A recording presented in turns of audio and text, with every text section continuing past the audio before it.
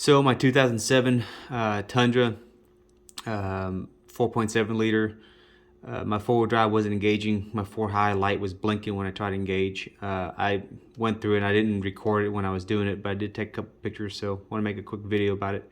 The initial issue was that my motor was all rusty because I haven't used it for a couple years and water got in it through the breather tube. So what happened was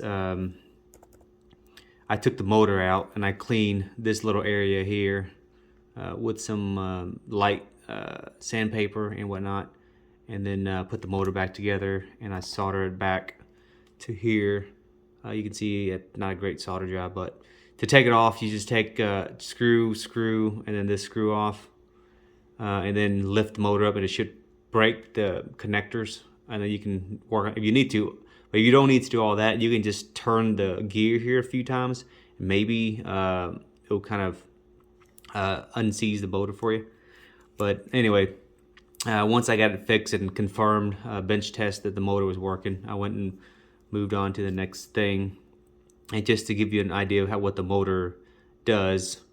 So what happens is you need to make sure that this motor is in its home position. You can do it multiple ways. You can plug this in to the harness while it's disconnected from the housing, and then it'll, when you turn the truck on, it'll find its home position. But if not, you can also manually set it.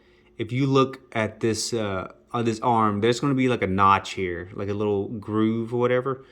This picture's not taken directly straight down, so it's not lining up. But this notch here, when you line it up, it should line up with this little silver tab down here. And so that's how you know it's timed right. And what happens is, so once you line that up right, and then let's say you turn the truck to four high, this thing's gonna turn counterclockwise. And I only knew that once I got into the truck and had my wife, turn the button. So it turned counterclockwise, and what it does is, right now this switch is not contacted, so it's kind of like free floating. So there's no continuity here. And so when you turn it, this arm will swing around, and then it's gonna hit like this part of the arm. Actually, it's gonna hit this switch, and what that does is it tells the computer, says, "Hey, you're in position for full high," and that's how the four light stays solid. Another thing to check is if you're doing that and you're not getting the solid light, check the connectors here. Sometime it gets pretty dirty. If you get like a really skinny kind of like eyeglass flathead or something, you can pop this black part off of the switch, pry it off. There's like little tabs, you just pry it off this way and then kind of just flips up. And mine was pretty dark on the inside, so I just took a Q-tip and some contact cleaner and just scrubbed it and cleaned all the black residuals or whatever off. And then once I got it all cleaned up, popped it back in, put this side in first, and then snap this back on, and then it should be good. And if your spring doesn't have a little bit of tension, there's like a little metal tab. You can kind of pull it out a little bit, just kind of give it a little more oomph, so that way it kind of protrudes in and out quicker. But so that's the four high actuator, and that's how it should be when you put it back in the housing. And speaking of the housing here, so this is what it looks like on the top with the motor off. You're gonna see this fella with a bunch of teeth. There's 18 teeth on here, and just to show you what it does here is when you push this rod all the way in, there's about 14 teeth showing, and that's when it's disengaged. So that's two-wheel drive. And then when you pull this rod all the way out, that's engaging your four-wheel drive four high. So you should see 18 teeth showing, plus like about 3/4 inch of the shaft that's smooth, that has no teeth showing. So it comes all the way out pretty far.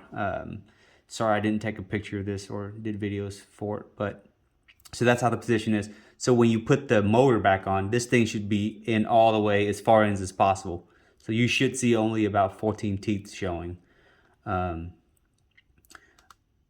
then just make sure that your motor is in the home position. And then also a little tip that I learned, that when you put the motor in, try to kind of install it cockeye a little bit, and then apply like inward pressure to kind of push the rod in with the gear to kind of create like a little positive tension. Because what I've learned is that when you try to put it in and then you don't try to put the tension in, you might move this rod out a little bit, and when you do that, it might messes up the timing, because while the gear makes its full rotation, it might not have enough teeth, or it might have too much teeth, probably not enough teeth to pull out all the way to get it into the position it needs to be for 4 high. So something to think about when you install on the top is to make sure to when you turn if you're holding the cover on top, kind of cockeye it back by 1/2 inch to the counterclockwise when you're applying when you install it. So that way you create a little bit of tension. You figure it out once you kind of install it. You know what I mean.